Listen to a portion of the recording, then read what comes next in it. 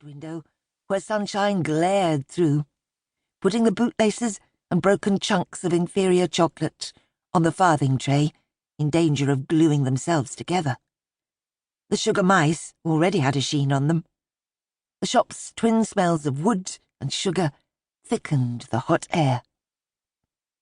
With a lull between customers, Molly quickly assembled a couple of dozen paper bags.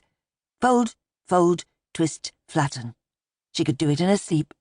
She'd been doing it in her sleep since she left school.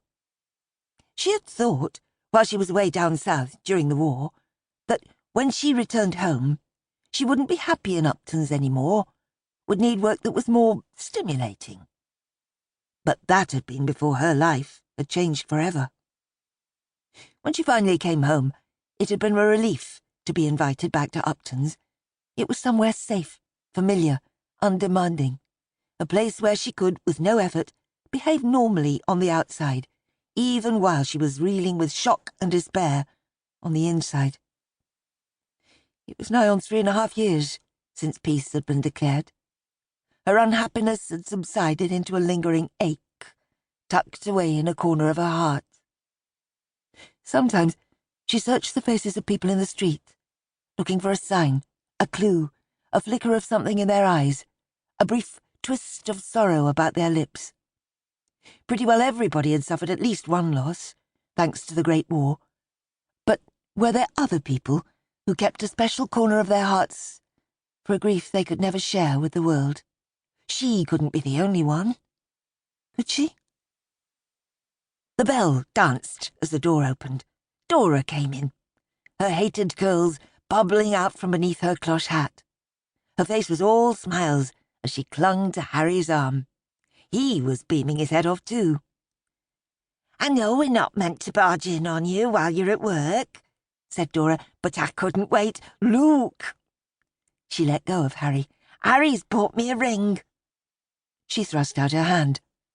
With a delighted exclamation, Molly caught her fingers and drank in the sight of 3 dark red stones in a line. "They're only garnets," said Harry. "Don't say only," Molly chided. "It's beautiful. It suits you, Dora. Did you choose it, or did Harry surprise you?" Dora gazed at it lovingly, cradling her left hand in her right. "We chose it together. Well, I chose it really, but Harry agreed." "I took her to Millington's." Harry puffed out his chest. "They were ever so discreet," said Dora. "The man took Harry to one side to ask about prices, and then he sat us beside the counter while he brought out a tray covered in velvet." She pouted. "I'd intended to spend all afternoon trying on every single ring. But I saw this straight away, and goodbye to playing with all the other rings." Lifting the counter flap, Molly came through and hugged her cousin. "You got engaged on Valentine's Day, and now you've got your ring. It's one excitement after another." "We're not like you and Norris," said Dora, "being sensible, saving every penny. We both wanted a party when we got engaged, and we both wanted me to have a ring."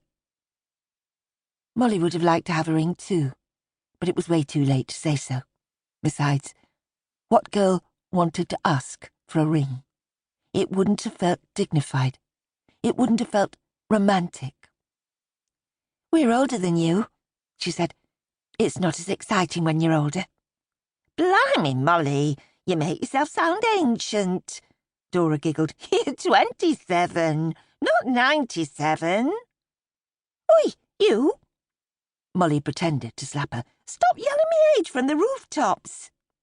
"There's only us here," said Dora, "and Harry's family now, as good as." The door opened, and they all looked round. "Here's another member of the family," said Harry. Norris walked in, looking dapper in his sharp turn-ups and banded trilby, his brown eyes rather striking against his fair skin. His jacket sat well on him, adding a touch of breadth to his shoulders, though Molly thought he looked his best in cricket whites.